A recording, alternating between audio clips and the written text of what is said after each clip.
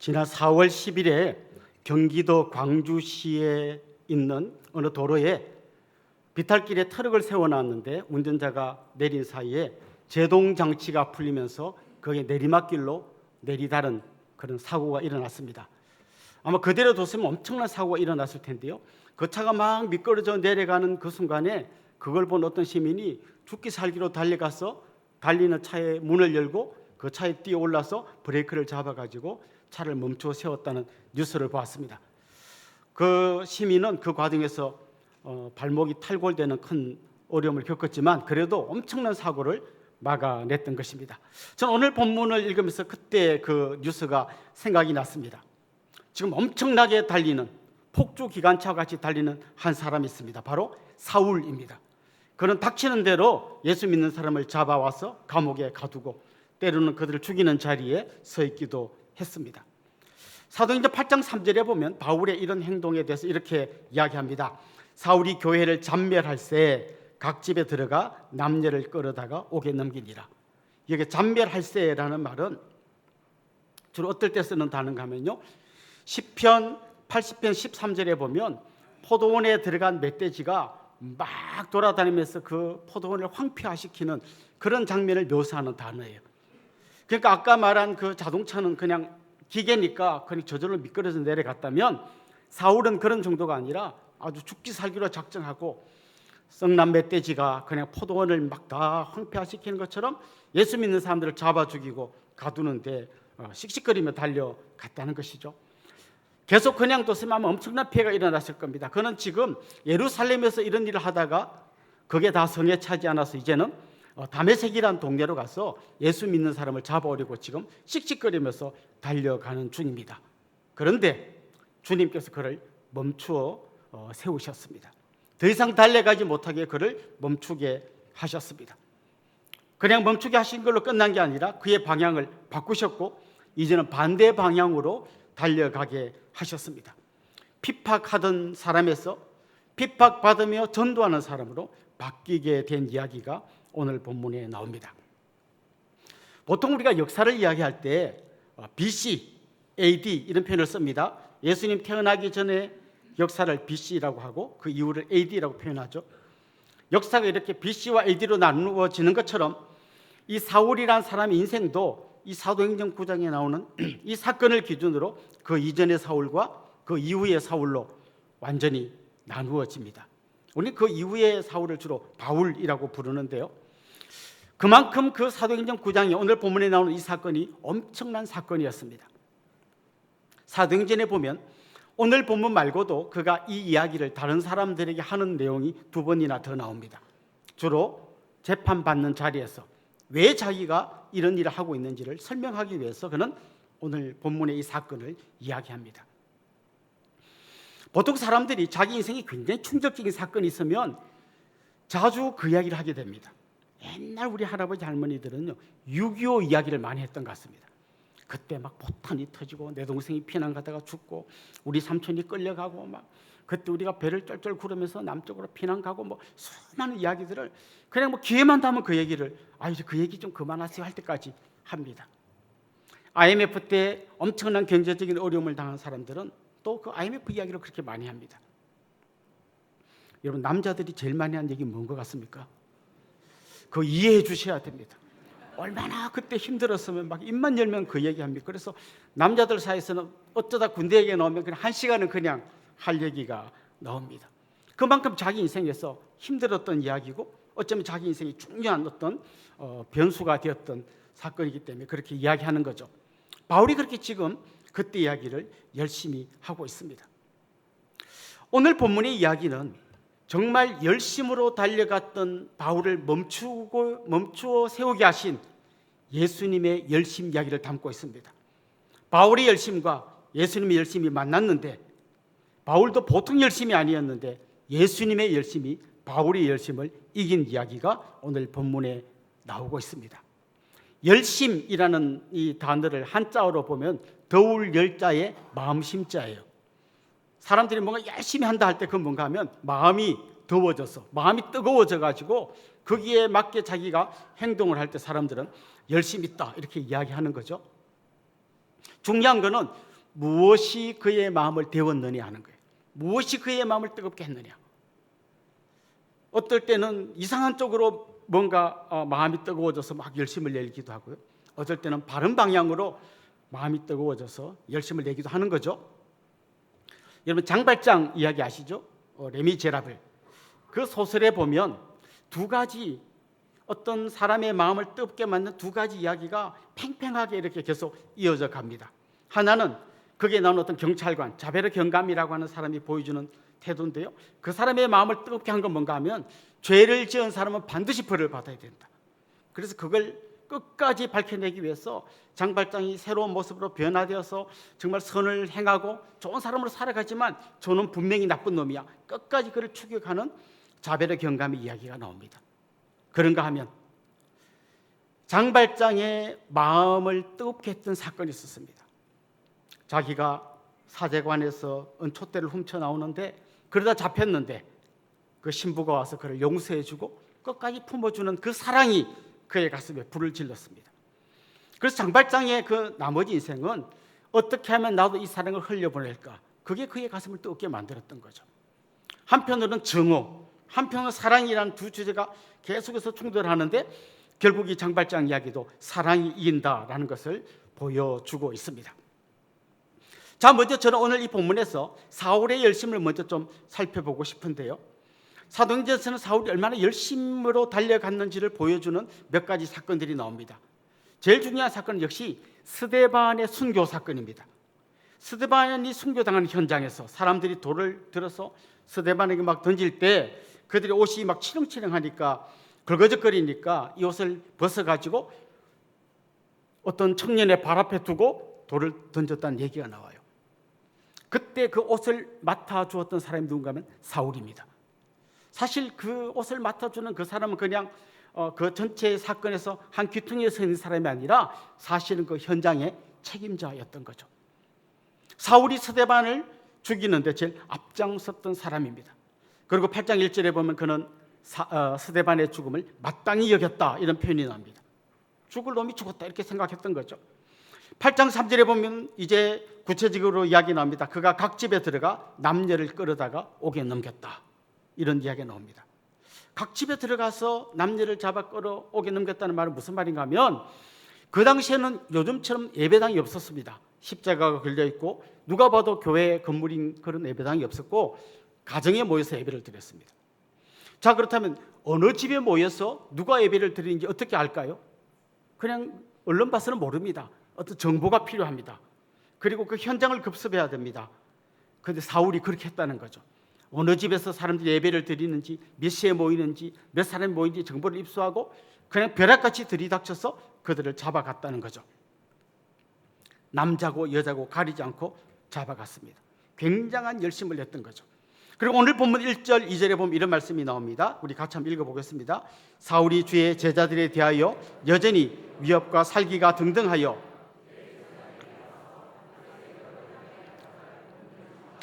이는 만일 그 돌을 따는 사람을 만나면 남녀를 막론하고 결박하여 예루살렘으로 잡아오려 함이라. 거기는 빨간 글자로 되어 있는 걸 한번 보십시오. 위협, 살기 등등. 지금 사울은 그런 상태입니다. 위협하고 살기 등등해서 이제 다메섹으로 갈 공문을 받아가지고 달려가고 있습니다. 이제 그의 열심 등에 권력의 공문까지 받았습니다. 이제 누구든지 걸리면 다 죽었다. 그런 마음으로 그가 달려가는 거죠. 예루살렘에서 다메섹까지의 거리가 약 240km입니다. 가까운 거리가 아닙니다. 그런데 그 먼 거리를 그는 막 씩씩거리면서 성남 멧돼지가 달려가는 것처럼 달려가고 있습니다. 이 바울의 가슴에 불을 붙였던, 그를 열심히 있게 만들었던 게 뭘까요? 한마디로 말하면 자기의입니다. 나는 옳고 너희들은 틀렸다라고 하는 자기의가 이 사울의 가슴에 불을 붙였고 그것 때문에 그는 지금 달려가고 있는 것입니다. 사실 여러분, 선과 악을 판단하는 것은 하나님의 영역이에요. 사람이 하는 영역이 아닙니다. 하나님만이 선과 악을 판단할 수 있습니다. 그런데 아담과 하와가 선악과를 먹고 난 다음에 성경에 보면 하나님이 그렇게 말씀하시죠. 저들이 우리와 같이 선과 악을 판단하는 일에 하나가 되었다. 무슨 말인가 하면 선악과를 먹은 인간의 그 마음은 이렇게 된 거죠. 범죄한 이후에 우리도 선과 악을 판단할 수 있다. 하나님만 선과 악을 판단하는 게 아니라 우리도, 인간도 선과 악을 판단할 수 있다. 여러분, 이게 얼마나 무서운 얘기인지 아십니까? 요즘 세상이 돌아가는 걸 한번 보십시오. 누가 옳고 누가 잘못되었습니까?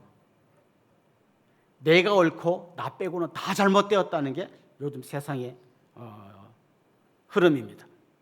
사람들이 보십시오. 아니, 어떻게 저런 생각을 하지? 그런데 막 엄청난 확신이 있습니다. 우리 편은 옳고 니네는 다 틀렸어. 남녀가 싸울 때는 무조건 남자는 옳고 여자는 다 틀렸어. 정치적으로 싸울 때는 무조건 우리 편이 옳고 상대방은 다 틀렸어. 저들은 없어져야 될 대상이야. 이렇게 하고 있습니다. 이 자기 의에 사로잡혀 살았던 전형적인 사람들이 누군가 하면 바리새인들이었어요. 바울도 역시 바리새인답게 자기 의에 사로잡혀 있었습니다. 누가복음 18장에 보면 예수님께서 비유로 들려주시는 이야기가 나오는데, 기도하러 바리새인과 세리가 성전에 올라간 이야기를 하십니다. 그때 바리새인이 뭐라고 기도합니까? 하나님, 저는 토색, 불의, 간음을 행하는 그런 사람들하고 저는 다릅니다. 그리고 저 세리와도 저는 다릅니다. 저는 일주일에 2번씩 금식하고 11조를 드립니다. 그는 철저히 자기 의에 사로잡혀 있었고, 다른 저 세리 같은 사람을 아주 무시하고 정오하고 혐오하는 그런 모습을 보여주고 있습니다. 특별히 이 사울의 모습 속에 보면 어떻게 그가 이 자기 의를 실현하는가 하면, 자기와 생각이 다른 사람을 다 없애고 죽이고 가두고 밟고 누름으로써 자기가 승리하는 그런 구조를 그가 갖고 있습니다. 세상의 논리와 똑같습니다. 여러분, 세상의 논리가 어떤 겁니까? 내가 옳고 저쪽은 잘못되었어요. 그럼 어떻게 해야 돼요? 저쪽을 다 죽여야 돼요. 다 밟아야 돼요. 다 눌러야 돼요. 그리고 내가 승리해야 합니다. 이건 주님의 일하는 방식이 아니라, 하나님의 방법이 아니라 세상의 방식이고 지옥의 철학입니다. 그런데 사울은 이 세상의 방식을 그대로 자기 것으로 갖고 와서 예수 믿는 사람을 잡아 죽이려고 달려가고 있는 거죠. 자, 여기서 우리 한 가지 질문을 좀 던져보면 좋겠습니다. 다른 바리새인들은 자기 의를 갖고 남을 정죄하긴 했지만 이 정도는 아니었어요. 그냥 저놈들이 잘못했어 이 정도지, 막 이렇게 사울처럼 달려가서 잡아서 가두고 저 멀리 240km나 되는 길을 달려가고 하는 이 정도 열심인 사람은 별로 없었어요. 그런데 왜 유독 사울은 이렇게까지 열심을 냈던 걸까요? 저는 사도행전 26장 14절을 읽으면서 거기에 좀 힌트가 있다고 생각했어요. 이 말씀이 뭔가 하면, 그가 자기가 예수님 만났을 때의 상황을 재판하는 자리에서 이야기하는 내용인데 한번 읽어보겠습니다. 우리가 다 땅에 엎드러지매 사울아, 내가 어찌하여 나를 박해하느냐? 가시채를 뒷발질하기가 내게 고생이니라. 이게 예수님과 사울이 만났을 때 예수님이 하신 이야기예요. 이런 장면을 상상해 보십시오. 농부가 소를 몰고 갑니다. 손에 가시채가 들려 있어요. 말 안 들으면 이렇게 한 대씩 때리면서 가려고 딱 들고 가는 거죠. 그런데 그게 싫으니까 소가 뒷발질합니다. 그 뒷발질하면 누가 차일까요? 농부가 차는 게 아니라 자기가, 농부가 들고 있는 가시채를 잡고 뒷발로 차는 겁니다. 차면 찰수록 소가 아픈 거예요. 예수님이 그렇게 말씀하시는 거죠. 사울아, 사울아, 네가 지금 가시채를 뒷발질하는 것처럼 자꾸 뒷발질하는데 그러면 그럴수록 네가 더 아프지 않냐? 이렇게 물어보시는 거죠. 이 사울의 심리 상태를 한번 가만히 생각해 보십시오. 그는 아마 예수님과 비슷한 연령대였을 거예요. 예수님이 복음 전한 이야기를 그는 여러 번 들어봤을 거예요. 직접 듣기도 했고 사람들을 통해서 간접적으로 듣기도 했을 거예요. 예수님이 기적을 일으키고 놀라운 하나님의 복음을 전한 얘기를 들으면서 그는 이렇게 생각했을 겁니다. 저건 틀렸어. 저건 잘못됐어. 그런데 틀려야 되는데, 잘못돼야 되는데 거기서 엄청난 역사들이 막 일어나는 거예요. 그러면 그럴수록 그는 더 세게, 자기도 마음이 흔들리니까 흔들리지 않게 더 잘못됐다고 말하고 더 그걸 밟아 눌러야 됐던 거예요. 아마 그의 마음을 가장 충격에 빠뜨렸던 것은 스데반이 순교하는 장면이었을 거예요. 스데반을 돌로 쳐 죽일 때 스데반이 엄청 고통스러워하면서 하나님을 원망하면서 막 그렇게 두려움에 벌벌 떨면서 죽어야 되는 거예요. 그런데 그런 일이 일어나지 않았습니다. 스데반의 얼굴이 천사의 얼굴처럼 빛났습니다.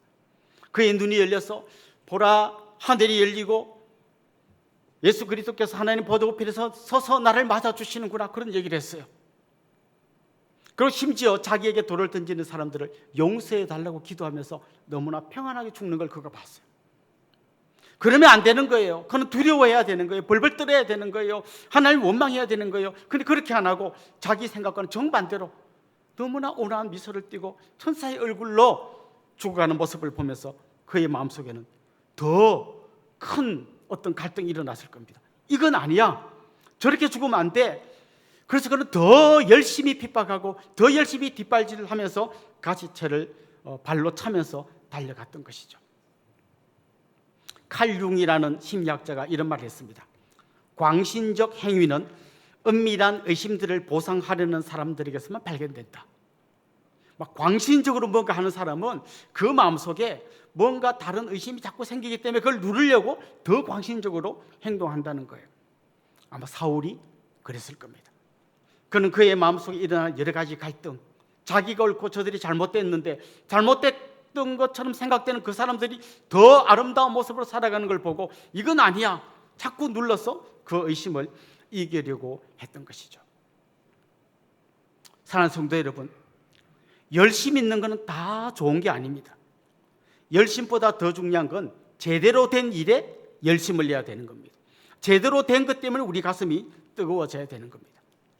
요즘 주위에서 교회가 어려움을 겪는 경우들을 가끔 보는데요, 교회를 대충 다니는 사람은 교회를 어렵게 만들지 않습니다. 열심히 있는 사람들이 교회를 어렵게 만듭니다. 아이러니죠.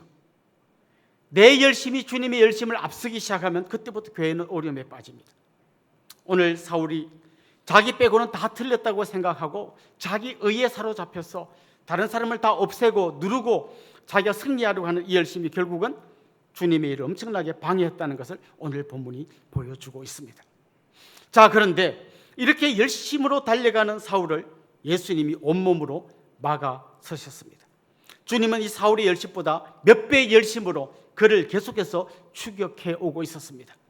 오늘 본문 4절 5절에 보면 이런 말씀이 나옵니다. 땅이 엎드러져 들음에 소리가 있어 이르시되 사울아 사울아 내가 어찌하여 나를 박해하느냐 하시거늘 대답하되 주여 누구시니까? 이르시되 나는 내가 박해하는 예수라. 지금까지 사울은 자기가 심판자였습니다. 다른 사람들을 다 잡아서 자기가 재판하고 자기가 옥에 가두고 자기가 모든 것을 집행하는 것까지 했습니다. 그런데 그는 지금 예수님 앞에서 피의자가 되어 재판을 받는 것처럼 대답을 하고 있습니다. 내가 어찌하여 나를 박해하느냐. 그는 심판자에서 피의자로 지금 바뀌어 있습니다. 화난 멧돼지처럼 달려가다가 주님 앞에서 아무 힘도 못 쓰고 무릎을 꿇어 엎드리고 있습니다. 참 놀랍게도 주님은 그의 능력으로 예수님을 핍박하는 이 사울을 박살내는 대신에 그를 찾아오셔서 조용히 질문을 던지십니다. 네가 어찌하여 나를 박해하느냐. 그 질문을 통해서 사울이 생각하게 만드십니다. 그리고 생각하다가 주님 앞에 완전히 굴복하게 만듭니다. 주님은 절대로 권총을 들고 문을 발로 뻥 차면서 강제적으로 우리의 목을 겨누면서 항복을 받아내시려고 하지 않습니다. 주님은 우리를 찾아오셔서 조용히 문을 두드리시고 우리 스스로 그 마문을 열기를 기다리십니다. 주님은 절대 포기하지 않고 끝까지 우리가 그 문을 열 때까지 추격해 오십니다. 그리고 마침내 그 문을 열게 하시고 그를 주님의 품에 안아주십니다. 오늘 보면 15절에 보면 이런 말씀이 나옵니다. 이 사람은 내 이름을 이방인과 임금들과 이스라엘 자손들에게 전하기 위하여 내가 택한 나의 그릇이라. 주님이 이미 사울을 택했다고 말씀하고 있습니다. 언제 택했을까요? 이 세상이 생기기도 전에 그를 택하셨습니다. 주님의 이름책에 그의 이름을 미리 기록해 두셨습니다. 그가 엄마 뱃속에 생기기 전에 그를 이미 알고 계셨고 그가 핍박하고 주님을 거역하는데도 절대 포기하지 않고 끝까지 그를 따라오셨고 그를 위해서 십자가를 져주셨고 그리고 끝까지 추격해 오셔서 마침내 그를 주님의 사람으로 받아주셨습니다.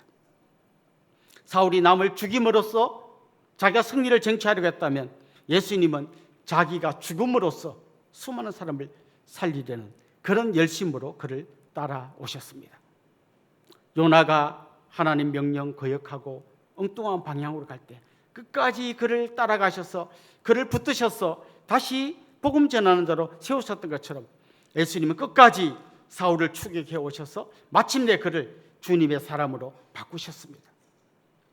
여러분 어떻게 해서 이 자리에 앉아 있게 되었습니까? 언제부터 어떤 이유로 교회를 다니게 되었습니까? 아마 여러분 중에서는 모태신앙으로 그냥 부모님 따라 다니다 보니까 여기까지 온 사람이 있을 겁니다. 어떤 사람은 가정의 평화를 위해서 그냥 따라와 준 분도 계실 겁니다. 지난주에 제가 신방하다가 한 권사님에게 또 놀라운 얘기를 들었는데요. 자기가 전 보러 갔는데 무당이 당신은 교회 갈 사람이라고 이야기해 주었답니다. 아마 교회로 오신 이야기는 다양할 거예요. 이런 이유로 저런 이유로 와 있을 거예요. 그러나 여러분 잊지 말아야 할 거 있습니다. 점쟁이가 말하기 전에, 여러분의 가족이 억지로 여러분을 끌고 오기 전에 주님이 여러분을 창세전에 이미 택하셨습니다. 그리고 절대 포기하지 않고 버둥거리고 도망가려고 하는 여러분을 끝까지 열심으로 추격해 오셔서 마침내 여러분을 이 자리에 앉아있게 하셨습니다. 아마 여러분 중에 그런 사람이 있을 거예요. 저 사람은 절대 안 믿을 거예요. 여러분이 포기한 그 사람을 주님은 포기하지 않으십니다. 우리 남편이 절대 안 믿을 거예요. 믿으면 내 손에 장을 찢어요. 여러분은 그렇게 생각하지만 주님은 절대 포기하지 않고 그를 지금도 추격해 가고 계십니다. 주님이 변화시키지 못할 사람은 아무도 없습니다. 이게 우리의 믿음이어야 합니다. 여러분 기억하십시오. 주님의 열심은 우리의 열심을 뛰어넘습니다. 주님의 열심은 우리의 열심처럼 누군가를 누르고 밟고 죽여서 내가 이기는 방식이 아니라 자기가 죽고 희생함으로써 승리하는 아주 독특한 열심이십니다. 저는 여러분 안에 그 열심이 생기기를 원하고 이제는 내 열심을 내려놓고 주님의 열심으로 여러분의 방향이 바뀌기를 소망합니다. 오늘 본문을 보십시오. 이제 사울이 변화되기 시작합니다. 이제까지 자기 열심으로 달려왔다면 이제 그 열심을 내려놓습니다. 절대 포기하지 않고 생명 바치신 예수 그리스도의 그 뜨거운 사랑이 다시 사울의 가슴에 불을 지피기 시작했습니다. 그리고 그가 다메섹에 들어갔을 때 주님은 아나니아라는 사람에게 미리 말씀하셔서 사울을 찾아오게 하셨고 그에게 기도해 주시게 하셨고 그의 눈에서 비늘 같은 게 벗어지게 만들었습니다. 결국 그는 세례를 받았습니다. 그 다음 얘기가 20절부터 22절에 나오는데 우리 같이 한번 읽어보겠습니다. 같이 읽읍시다. 즉시로 각 회당에서 예수가 하나님의 아들이심을 전파하니 이 이름을 부르는 사람을 멸하려던 자가 아니냐? 여기 온 것도 그들을 결박하여 대제사장들에게 끌어가고자 함이 아니냐 하더라. 사울은 힘을 더 얻어 예수를 그리스도라 증언하여 다메섹에 사는 유대인들을 당혹하게 하니라. 첫 번째 단어가 즉시로입니다. 그가 예수님 만나고 세례받은 다음에 즉시로 다메섹에 가서 복음을 전하기 시작했습니다. 그래서 그 동네 사람들이 당황했습니다. 아니 이 사람 우리 예수 믿는 사람 잡으러 온 사람 아니냐? 그런데 갑자기 복음 전하는 자로 바뀌게 된 것이죠. 그렇습니다. 그는 이제 옛날 자기 의로 달려가던 자기 열심 대신에 자기를 찾아오신 주님의 열심으로 다시 달리기 시작합니다. 이제 방향이 정반대로 바뀌었습니다. 여러분 한번 생각해 보십시오. 만약에 우리가 우리의 열심으로만 달려간다면 우리의 미래는 굉장히 어둡습니다. 왜냐하면 우리 열심은 언젠가 식어버릴 수 있습니다. 나이가 들고 건강이 안 좋아지면 우리 열심이 그냥 바닥에 떨어질 수 있습니다. 더 무서운 것은 사울이 그랬던 것처럼 우리 열심이 잘못된 열심일 수 있습니다. 이 열심이 내려놓아져야 합니다. 그리고 그 대신에 주님의 마음이 우리의 가슴에 불을 붙이고 그 열심이 우리를 달리게 해야 합니다. 자기 의로 다른 사람을 깎아내리고 밟음으로써 내 열심을 드러내는 게 아니라 주님의 방식으로 내가 죽음으로써 모두를 살려내는 바로 이런 열심이 우리를 달리게 만들어야 한다는 것입니다. 오늘은 특별히 맥주 감사 주일입니다. 지난 6개월을 한번 돌아보십시오. 감사한 일이 한두 가지가 아닐 겁니다. 그러나 그중에서 가장 큰 감사는 우리를 포기하지 않고 끝까지 주객에 오셔서 마침내 하나님의 자녀 삼아주신 이 주님의 열심이 여러분의 가슴 속에 뜨거운 감격으로 되살아날 수 있기를 주님의 이름으로 축원합니다.